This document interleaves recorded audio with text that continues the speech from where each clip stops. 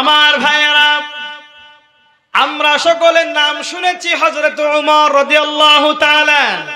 শুনেছেন আপনার নাম? হযরত ওমর রাদিয়াল্লাহু তাআলা আনহু কি রকম একজন মানুষ ছিল, কত জাহেল থাকলে আল্লাহর রাসূলকে হত্যা করতে যায়।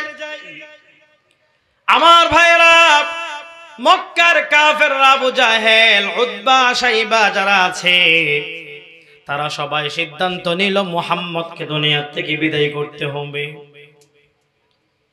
যারা ঈমান আনে সবাইকে নির্যাতন জুলুম করে তখন ইসলাম বিজয় হয় নাই। আমার ভাইয়েরা, আল্লাহর নবী জনাবে মুহাম্মদুর রাসূলুল্লাহ সাল্লাল্লাহু আলাইহি ওয়াসাল্লাম আল্লাহর কাছে দোয়া করলেন। কার কাছে দোয়া করলেন? আমার ভাইরা, দোয়া করতে হবে আল্লাহর কাছে না বান্দার কাছে? সবাই বলেন কার কাছে? আমার দেশের কিছু মানুষরা বাবাজান দরবারে যায়, যায় কি যায় না?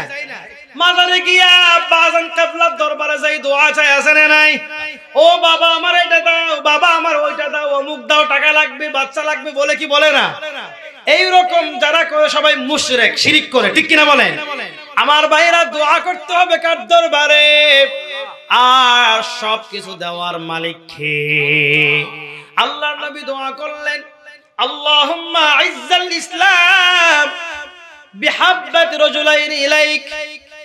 আমার ভাইরা দোয়া করলেন, আল্লাহ, ও আল্লাহ, ইসলামকে বিজয়ী করার জন্য তোমার সাহায্য চাই, শুধুমাত্র 2 জন থেকে 1 জনকে তুমি মুসলমান বানায়া দাও। কয়জন? সবাই বলেন কয়জন? আমার ভাইয়েরা, আল্লাহর নবী দোয়া করলেন, আল্লাহ, হযরত ওমর অথবা আবু জাহেল, এই 2 জন থেকে কোনো 1 জনকে তুমি ইসলামের হেদায়েতের নূর ঢুকাই দাও। 1 জন যদি ইসলাম কবুল করে তাহলে ইসলামকে বিজয়ী করা সম্ভব, ঠিক কিনা? আমার ভাইরা, বিপ্লব সাধন করার জন্য সাহসী দুঃসাহসী 1 জন হলেই যথেষ্ট, ঠিক কিনা বলে? গোটা দুনিয়ার দৃশ্য বলতে দেয়। আমার ভাইরা, যখন জালেম সরকারের বিরুদ্ধে আন্দোলন শুরু হয়েছে, অসংখ্য নির্যাতন করেছে, অসংখ্য মা বোনদের ইজ্জত লুণ্ঠন করেছে, নিরহ মানুষদেরকে আয়না করে বন্দী করেছে, ঠিক কিনা বলেন? আলেমদেরকে ফাঁসি দিয়েছে, আলেমদেরকে মাহফিল থেকে ধরে নিয়ে জেলখানায় বন্দী করেছে, ঠিক কিনা বলেন? আমার ভাইরা, এই আপনাদের মতন ইমানদারেরা আল্লাহর দরবারে কান্না করে চোখের পানি ফেলেছে, ফেলে নাই? আল্লাহকে কবুল করেছে কিনা? আমার ভাইরা, আমার দেশের দামাল ছেলে হযরত যে ওমরের মতন একজন সাহসী ব্যক্তি ছিল, তার নাম হচ্ছে আবু সাঈদ, ঠিক কিনা বলেন? তার রক্ত কি পরিমাণ পবিত্র বলেই এই একজনের রক্ত এই জমিনে ঢেলে দেওয়ার পর সমস্ত মানুষ উজ্জীবিত হয়ে জালেমের বিরুদ্ধে আন্দোলন করেছে, ঠিক কিনা বলেন? আমার ভাইরা, পৃথিবীর ইতিহাস পাল্টিয়ে দিতে একজনই যথেষ্ট, ঠিক কিনা বলেন? আল্লাহ রাসূল বললেন, আল্লাহুম্মা ইজ্জাল ইসলাম বিহাব্বাতি রাজুলাইন ইলাইক। আল্লাহ তাআলা 2 জন থেকে 1 জনকে তুমি হেদায়েতের নূর ঢুকাই দাও। সুবহানাল্লাহ বলবেন না? আর আল্লাহর রাসূলের দোয়া আল্লাহ কবুল করবে না, তা কি হতে পারে? দোয়া যখন করলেন, আল্লাহ তাআলা 2 জন থেকে 1 জনকে হেদায়েতের নূর ঢুকাই দিলেন। সুবহানাল্লাহ বলেন। এর মধ্যে একটি কারণ আছে। আমরা যারা অহংকার করি, কিছু অহংকারী ব্যক্তি আছে না নাই? আমি বড় বক্তা, কথা বলা যাবে না, আছে না নাই? আমি সমাজ সভাপতি, কথা বলা যাবে না। এই আমি সর্দার, আমি এমপি মন্ত্রী, আমার কথা বলা যাবে না। এরকম ব্যক্তি আছে না নাই? আল্লাহ তাআলা অহংকারী ব্যক্তিকে পছন্দ করেন না। ইন্নাল্লাহা লা ইউহিব্বু মান কানা মুখতালান ফখুরা। আল্লাহ তাআলা অহংকারকে পছন্দ করেন না। আমার ভাইরা, আমার দেশের অহংকার বেড়ে গিয়েছিল। এই যে কোটার যে সুযোগ সুবিধা, আমি মুক্তিযোদ্ধার নাতিকে না দিয়ে রাজাকারের নাতিপুতিকে দিব নাকি? এটা বলে নাই? আমার ভাইরা, আবু জাহেল অহংকার ছিল, আল্লাহ হেদায়েতের নূর দেই নাই। হযরত ওমর বিনয়ী ছিল, আল্লাহ তাআলা নূর দিয়া তাকে কি কোথার থেকে কি বানিয়ে দিয়েছেন। সুবহানাল্লাহ। আমার ভাইরা প্রথম দোয়া করলেন, আল্লাহ তাআলা কবুল করলেন কারে? ওমরকে। কারে করলেন? ওমরকে। বিনয়ী ছিলেন। আমার ভাইরা প্রথম দোয়াতে দোয়া মাত্র হযরত ওমর ইসলাম গ্রহণ করেন নাই, একটু একটু নৈতিক দিক দিকে আস্তে আস্তে পজিটিভ হওয়া শুরু করলো। তারপরে হযরতে ওমর আল্লাহর নবীকে হত্যা করার জন্য পিছন থেকে ফলো করে নবীজি যেইখানে যায়, যেই দিকে যায় সেই দিকে ওমর গিয়া গিয়া ফলো করে রাসূল কি করে, কি খায়, কি না করে সবটুকু অবজার্ভ করে। আমার ভাইরা আল্লাহর নবী মসজিদুল হারামে নামাজ পড়তেছিলেন। কি পড়তেছিলেন?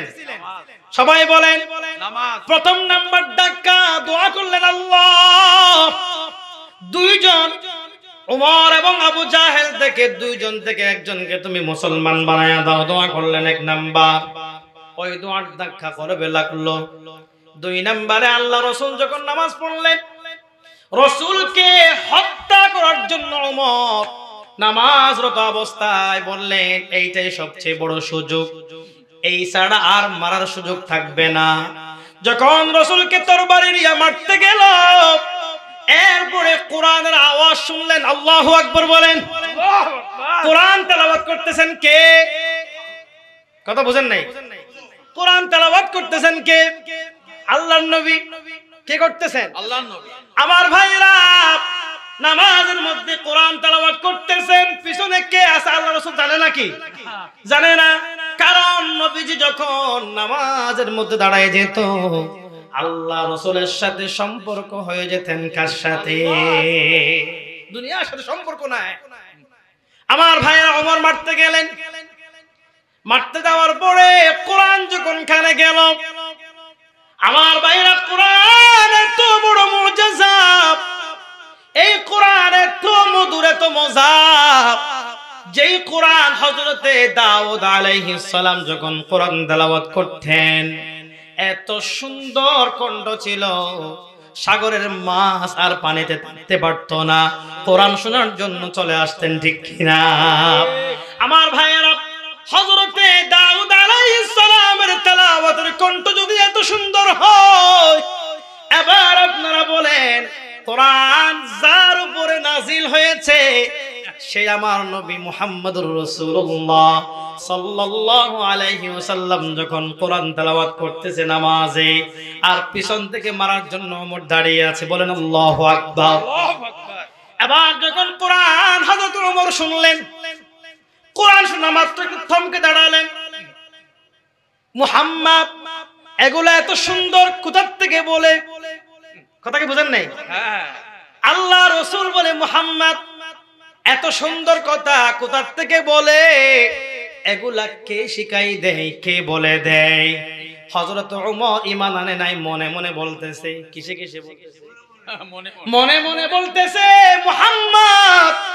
মুহাম্মদকে এত সুন্দর কথা কে শিখাই দেয়? আল্লাহু আকবার বলেন। মনে মনে বলতেছে, আর আল্লাহর নবী নামাজের মধ্যে জবাব দেয়, ইন্নাহু লাকাউলু রাসূলিন কারীম। আল্লাহু আকবার। আমার ভাইরা ওমর মনে মনে বলে, মুহাম্মদকে এত সুন্দর কথা কে শিখাই দেয়? মনে মনে বলতেছেন, মনে মনে বলতেছে আল্লাহ নবী কি শুনেছে নাকি? শুনে নাই। আপনি যদি আমাকে মনে মনে একটা ধারণা করেন, হুজুর কোথা থেকে আসলো, কি করে আসলো, এত দূর থেকে আসলো, কি না কি বলে, আপনি মনে মনে আমার বিরুদ্ধে না পক্ষে বলতেছেন, আমি জানবো নাকি? কথা বলেন, জানবো নাকি? ওমর মনে মনে বলতেছে এত সুন্দর কথা মুহাম্মদকে কে শিখাই দেয়? মনে মনে বলতেছে, আর আল্লাহর নবী নামাজের মধ্যে জবাব দেয়, ইন্নাহু লাকাউলু রাসূলিন কারীম। আল্লাহু আকবার। এগুলা দুনিয়ার কোন মানুষের কিতাব নয়, এটা রাসূল আল্লাহর পক্ষ থেকে একজন বার্তাবাহক। সুবহানাল্লাহ বলে। মানুষের কথা বলছি না, কার কথা বলতেছি? লাকাউলু রাসূলিন কারীম, এটা বার্তাবাহকের একটা কিতাব, বার্তাবাহকের কথা। হযরত ওমর আশ্চর্য হয়ে গেল, কি আমি বলতেছি মনে মনে, উনি শুনলে কেমনে জবাব দিল? সুবহানাল্লাহ বলবেন না? সুবহানাল্লাহ। কথা কি বুঝেন নাই? ওমর বলতেছে আমি মনে মনে বলতেছি, আর উনি শুনলো কেমনে, জানলো কেমনে? মনে হয় কবি, মনে হয় কথা বলো না, মনে হয় কবি। এরপরে তখন এটা মনে মনে বলতেছে, মনে হয় কবি হয়ে গেছে। এত ছন্দ মিলাইয়া মিলাইয়া, এত ছন্দ মিলাইয়া মিলাইয়া কেমনে বলতে পারে? মনে হয় রসুল, মনে হয় মুহাম্মদ কবি হয়ে গেছে। কি হয়ে গেছে?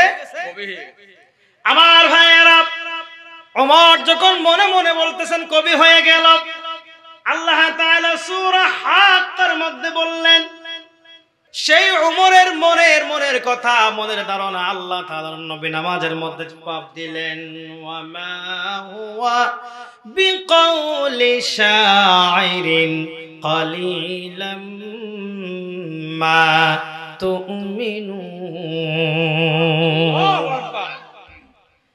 আল্লাহ নবী জবাব দেয়, ও ওমর, এইটা কোন কবির ভাষা নয়। কার ভাষা নয়? এইটা কোন কবির ভাষা নয়।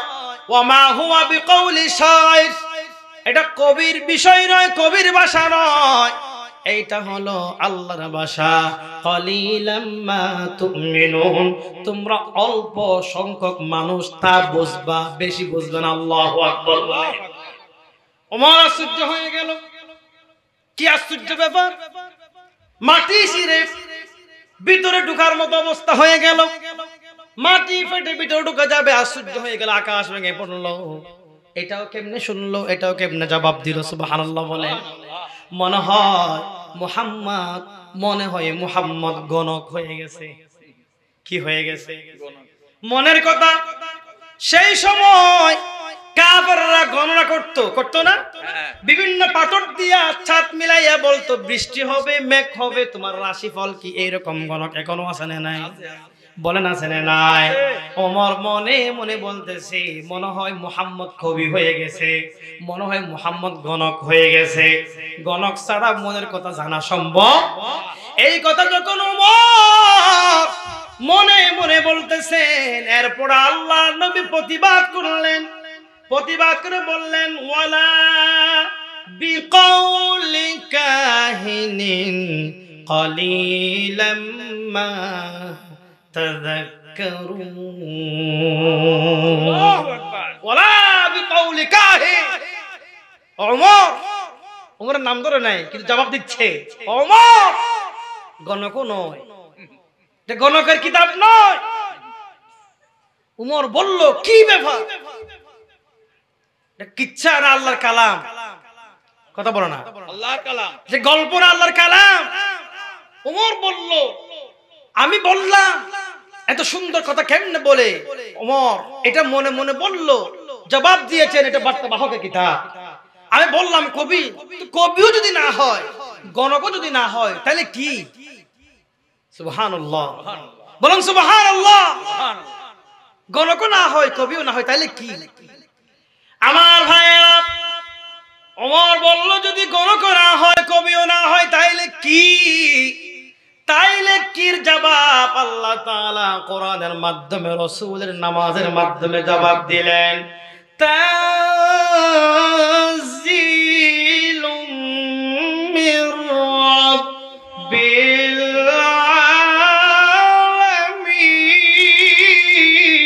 আলামিন। আল্লাহু আকবার। আল্লাহ নবী নামাজের মাধ্যমে ওমরকে জানিয়ে দিলেন, ওমর, ও ওমর, এইটা কবির ভাষাও নয়, গণকের ভাষাও নয়, এটা আল্লাহ রাব্বুল আলামিনের নাজিলকৃত কিতাব। সুবহানাল্লাহ, বল আল্লাহু আকবার। আল্লাহ রাব্বুল আলামিন আরেক জায়গায় বললেন, ওয়া মা ইয়ানতিকু আনিল হাওয়া ইন হুয়া ইল্লা ওয়াহয়ুন ইউহা। সুবহানাল্লাহ। কার কিতাব? আল্লাহ পাকের কিতাব। আমার ভাইরা, আর ওমর আশ্চর্য হয়ে রাসূলকে আর মারতে পারে নাই, না মেরেই চলে গেছে। সুবহানাল্লাহ বলে। কোরআনের মুআজিজা, কোরআনের মার্তাবা, এই কোরআনের সাথে যারা লেগেছে ইজ্জত বাড়িয়ে দিয়েছেন কে? আল্লাহ তাআলা। আমার ভাইরা, এরপরে আবার কাফেররা ষড়যন্ত্র, ওমরের কান ঝালাঝালা করে ফেলতেছে। তারপরে আবু জাহেলরা সবাই সিদ্ধান্ত নিল কেমনে মুহাম্মদকে থামানো যায়। যদি কেউ মুহাম্মদের কল্লা এনে দিতে পারে তাকে আমরা সোনা গয়না, রাষ্ট্রীয় মালিকানা অনেক কিছু দিব, পুরস্কার ঘোষণা করছে। ওমর বলছে মুহাম্মদের কল্লা আমি ওমর ছাড়া কেউ এনে দিতে পারবে না, আমি যাব হত্যা করতে। ওমর আল্লাহ রাসূলকে আবার হত্যা করার জন্য তরবারি হাতে নিয়া মেজাজ গরম, মাথা গরম করে যাচ্ছে রাসূলকে হত্যা করতে। কোথায় যাচ্ছে? কথা বলেন, কষ্ট হচ্ছে আপনাদের? না না, হত্যা করার জন্য। মাঝখানে একজন মানুষকে পেল, জিজ্ঞাসা করলো ওমর কোথায় যাও? উনি যে ঈমান আনছে ওমর জানে না। কোথায় যাও? বলছে আব্দুল্লাহর বেটা মুহাম্মদকে হত্যা করতে যায়। কেন? কারণ হচ্ছে কি কোরআন ফুরান বলে বিভিন্ন কথা বলতেছে, বিভ্রান্ত করছে। এই কোরআনকে বলার জন্য আমি মুহাম্মদকে হত্যা করতে যাই। নাউজুবিল্লাহ বলেন। তখন উনি বললেন কোরআনের জন্যই যদি তুমি মুহাম্মদকে হত্যা করতে যাও তাইলে কোরআন তো তোমার ঘরে পৌঁছে গেছে। আগে তোমার কলিজার টুকরা বোনের কাছে যাও, তোমার বোন ফাতেমা এবং তোমার বোনের স্বামী দুজনেই ঈমান আনছে। সুবহানাল্লাহ। আগে কোরআনের জন্য মুহাম্মদকে হত্যা করতে চাইলে আগে তোমার বোনের কাছে যাও।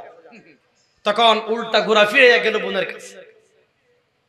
আমার ভাইরা, প্রথম নম্বরে আল্লাহ রাসূল দোয়া করলেন, 1 নম্বর ধাক্কা। 2 নম্বর ধাক্কা খেয়েছেন কোরআনের ধাক্কা নামাজের মাধ্যমে, ঠিক কিনা বলেন? 3 নম্বরে যখন রাগান্বিত অবস্থায় দৌড়ে চলে গেলেন বোনের কাছে, দরজা আঘাত করলেন, ঢুকলেন ভিতরে। ওমরের আওয়াজ শুনে তখন হযরতে হাব্বাব রাদিয়াল্লাহু তাআলা আনহু, ফাতেমা বিনতে খাত্তাব রাদিয়াল্লাহু তাআলা এবং বোনের স্বামীকে কোরআন শিক্ষা দিচ্ছে হযরতে হাব্বাব রাদিয়াল্লাহু তাআলা। ওমরের আওয়াজ শুনে ভয়ে হযরতে হাব্বাব লুকে গেলেন। ছিল বোন এবং বোনের স্বামী। দরজা খুলে মাত্র ঢুকে কোনো কথা নাই, এমন ভাবে বোনকে আর বোনের স্বামীকে মারধর করছে, মারতে মারতে রক্তাক্ত করে দিয়েছে। আল্লাহু আকবার বলে।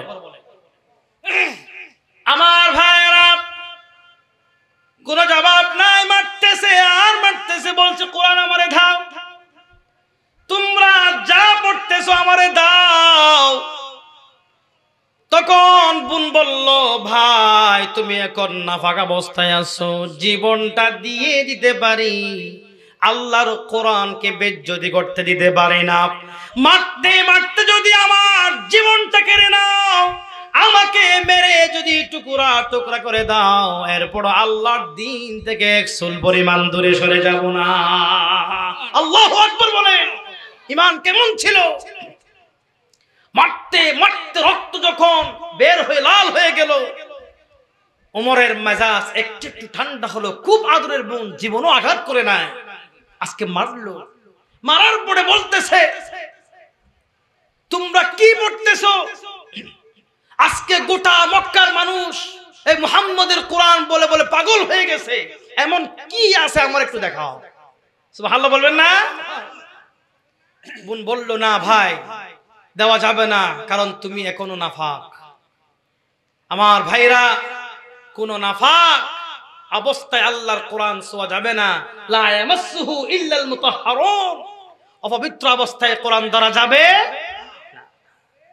তুমি যাও গোসল করে আসো। বোন নাফাক কেন বললো?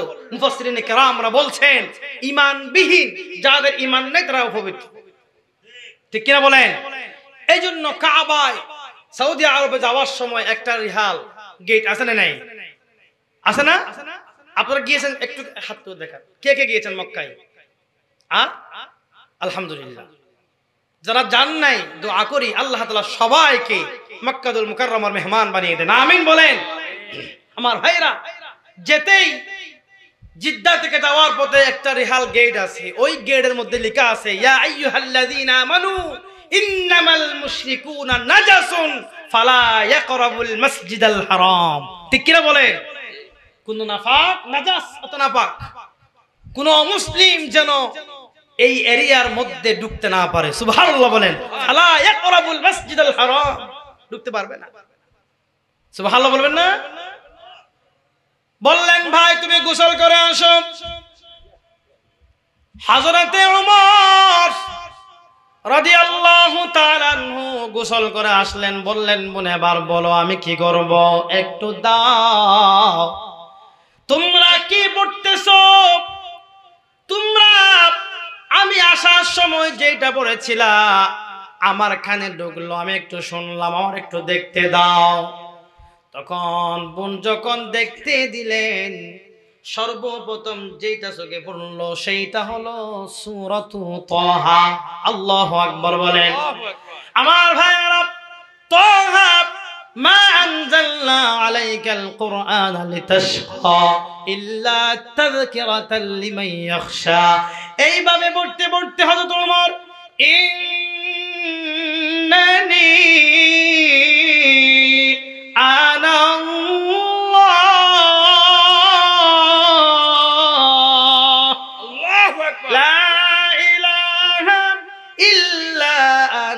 فاعبدني وأقم الصلاة لذكري।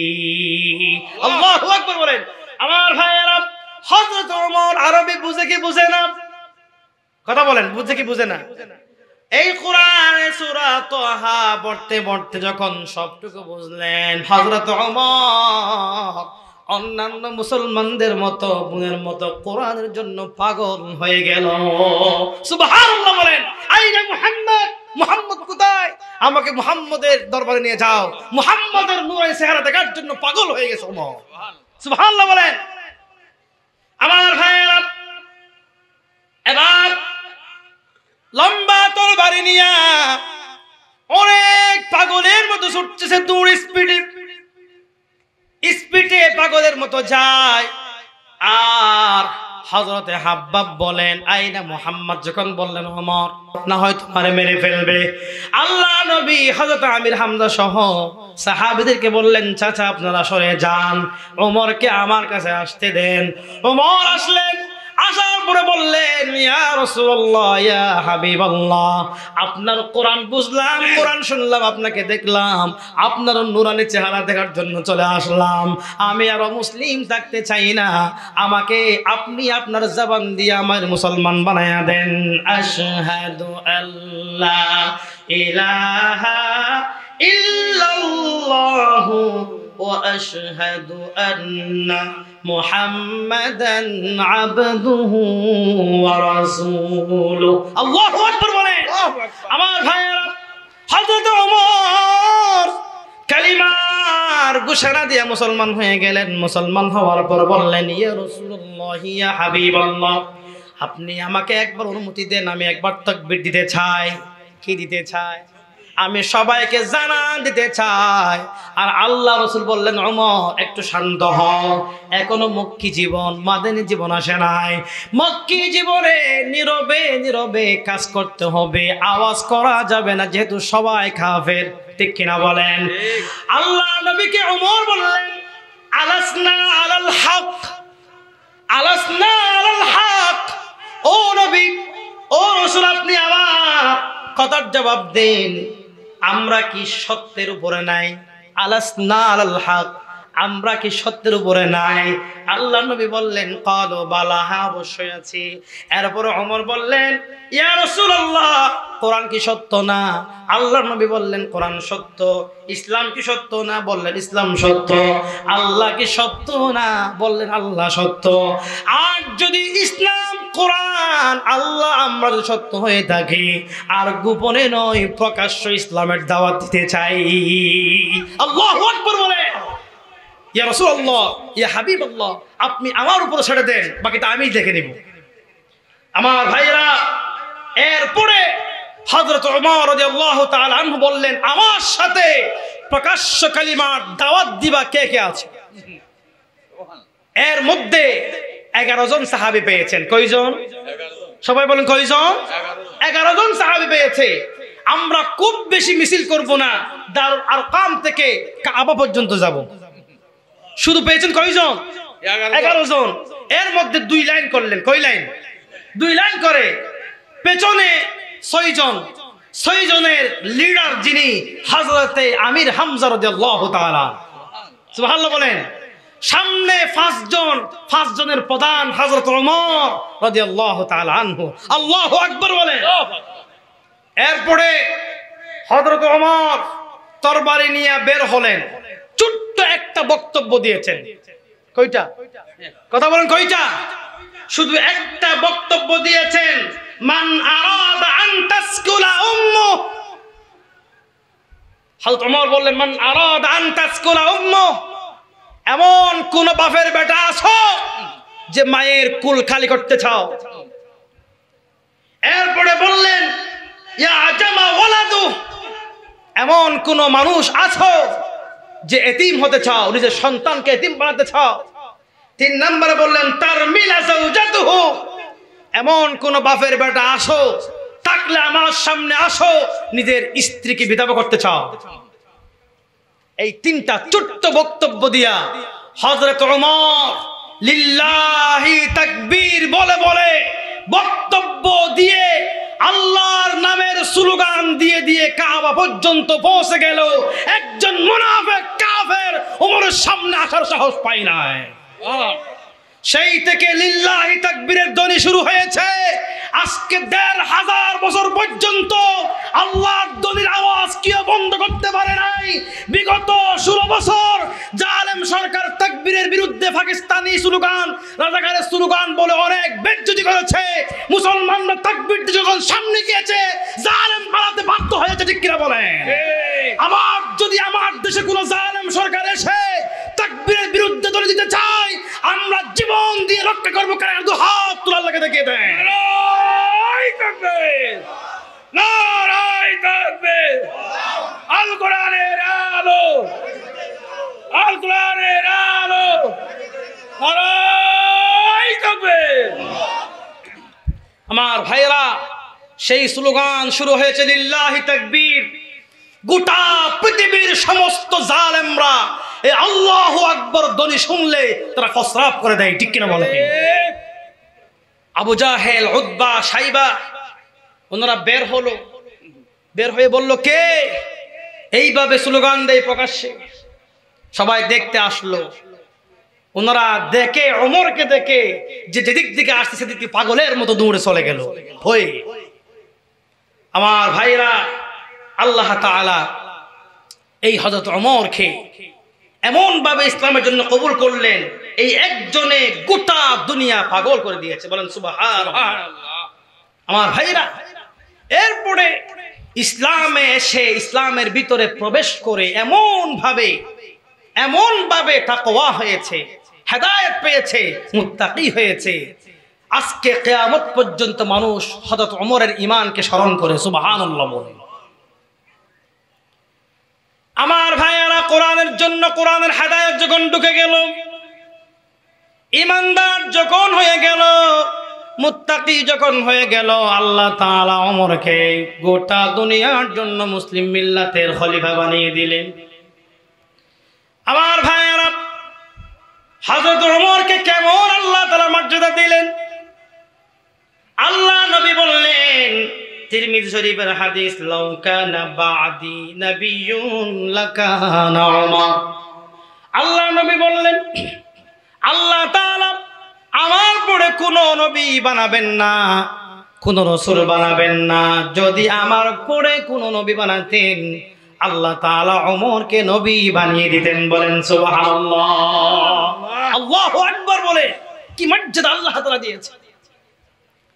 আমার ভাইয়েরা, কেমন যে মর্যাদা দিয়েছেন আল্লাহ তাআলা। ঈমানের কারণে এমন ভাবে আল্লাহ তাআলা মর্যাদা ওমরকে দিলেন। হযরত ওমর রাদিয়াল্লাহু তাআলা আনহু জুমার দিন নামাজে খুতবা দিচ্ছেন। কি দিচ্ছেন? ওমরের রাজত্বকালে হযরত ওমর রাদিয়াল্লাহু তাআলা আনহু যখন খুতবা দিচ্ছেন, খুতবার মাঝখানে বললেন, ইয়া সারি আল জাবাল, ইয়া সারি আল জাবাল। এইরকম শব্দ দুইবার বললেন। আগে এবং পরে এই শব্দের কোনো মিল পাচ্ছে না। আর সাহাবায়ে কেরাম ওমরের ভয়ে তরতর কাঁপতে শুরু করে দেয়। ওমর এমন একজন আমিরুল মুমিনিন, ওমরকে আল্লাহ তাআলা এত মর্যাদা দিয়েছেন। ওমর যে রাস্তা দিয়ে হাঁটলেন, কিয়ামত পর্যন্ত শয়তান ওই রাস্তা দিয়ে হাঁটার সাহস করে না।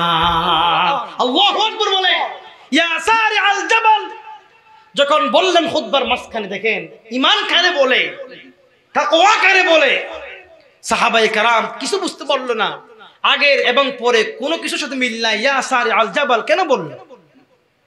কেউ জিজ্ঞাসা করতে পারছে না ভয়ে। আব্দুর রহমান ইবনে আউফ রাদিয়াল্লাহু তাআলা আনহু, ওনার সাথে খুব বেশি সম্পর্ক ছিল। কি ছিল? সুসম্পর্ক ছিল।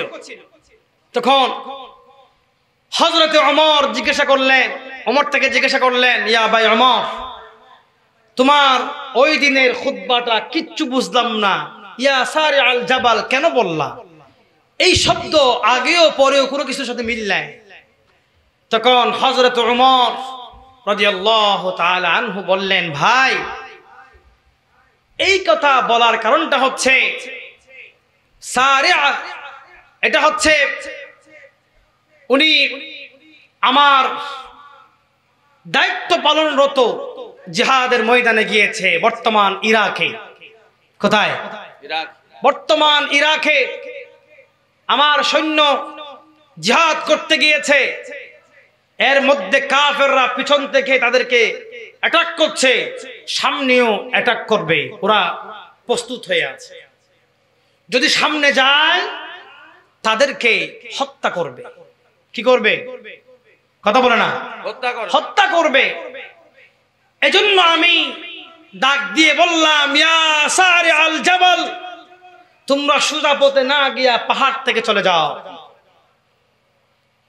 তখন সাহাবীরা বিশ্বাস করেছেন, আর এর মধ্যে কিছু মুনাফিক ছিল, তারা বিশ্বাস করে নাই। এটা কেমনে সম্ভব? ওমর মক্কায় আর আওয়াজ দিয়েছে ইরানে, এই চুট্টা আওয়াজ কি ইরানে পৌঁছাবে?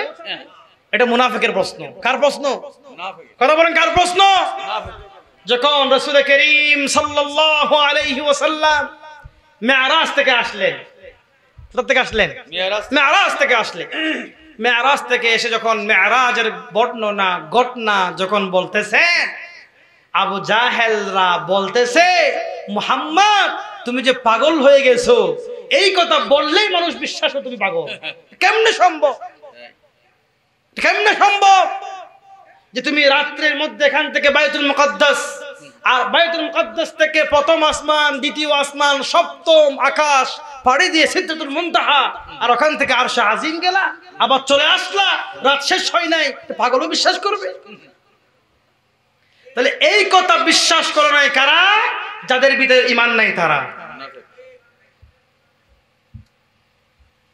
কালেকশন কি হয় নাই? আচ্ছা, এই কথা বিশ্বাস করে নাই কারা? কথা বলেন, কারা করে নাই? মুনাফিক। মুনাফিক যারা ঈমান নাই তারা। আমার ভাইয়েরা, এবার দেখেন সব মুনাফিকের চরিত্র একই রকম। আল্লাহ নবী যখন মেরাজ থেকে এসে বর্ণনা করলেন, কাফেররা বলল, বাইজিদা মুহাম্মদ, আমরা কি মানুষকে বলবো? আল্লাহ নবী বললেন, নিঃসন্দেহে বলে দেন, আমি গেলাম এখান থেকে, এখান থেকে গেলাম। আর কাফেররা জিজ্ঞাসা করলো, যদি তুমি বাইতুল মুকাদ্দাস গিয়ে থাকো, তাইলে পরে তুমি বলো, তুমি যে মসজিদুল আকসার মধ্যে গেলা, মসজিদুল আকসার এক্সাম্পল হলো দরজা কয়টা, জানালা কয়টা, ফ্যান কয়টা বলতে পারবা? আচ্ছা, এবার আপনারা বলেন, আপনারা যারা দৈনিক 5 ওয়াক্ত নামাজ এখানে পড়েন, আপনারা কি জানেন ওখানে লাইট কয়টা আছে? আমার ভাইয়েরা, অনেক মুনাফিকরা বিশ্বাস করে নাই, মুসলমানদের ভিতরে মুনাফিক যারা আছে বিশ্বাস করে নাই। এবার ওই যে যুদ্ধরত অবস্থায় ওই কাফেলা যখন ইরাক থেকে বিজয় হয়ে যখন মক্কায় চলে আসলেন, মদিনায় চলে আসলেন, আমার ভাইরা মুনাফিকরা প্রশ্ন করতেছে, ভাই স্যার এদিকে তোমরা অমুক দিন অমুক সময় জুমার দিন সূর্য এই সময় হওয়ার সময় তোমাদেরকে কে কেউ কিছু বলেছে নাকি?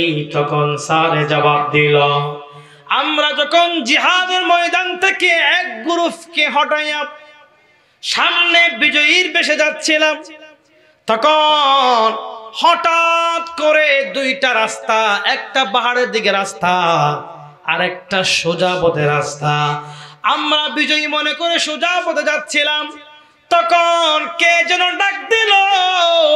ওই ডাকটা আমার আমির মনে হলো, ইয়া সারে আল জামাল, পাহাড়ের দিকে সরে যাও। এইরকম কথা যখন বললেন, আমরা পাহাড়ের দিকে গেলাম, আর কাফেররা আমাদেরকে মারতে পারে নাই, আমরা বিজয়ী হয়ে চলে আসলাম। যদি আমার ভাই ওমর আমিরুল মুমিনিন যদি আমাকে ইয়া সারে আল জামাল বলে পাহাড়ের কথা না বলতেন, তাহলে আমরা আজকে বিজয়ী হয়ে আসতে পারতাম না।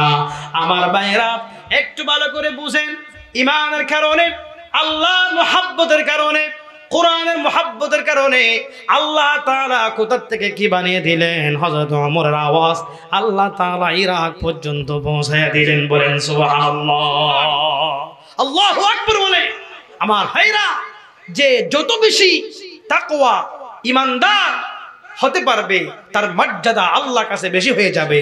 সুবহানাল্লাহ বলেন।